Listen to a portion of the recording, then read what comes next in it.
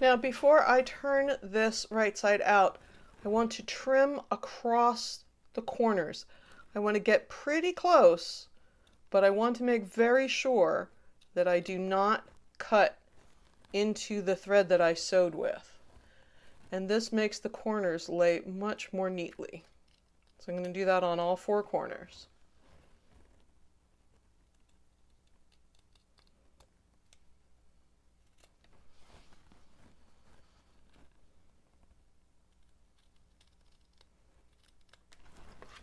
Now I'm going to turn it right side out. But when I do that, I'm going to physically go to each corner.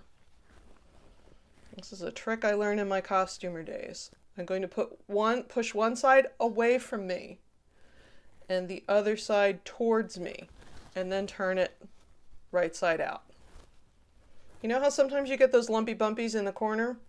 This makes that really nice and flat. Now, if it happened that I had one of those lumpy bumpies, I could use a pencil point or a knitting needle or something like that to get rid of it, but setting it up this way makes it really simple to have a nice corner. So one side away from you, one side towards you, turn.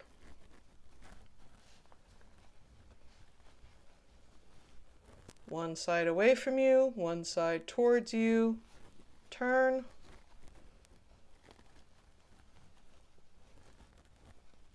One side away from you, one side towards you, turn.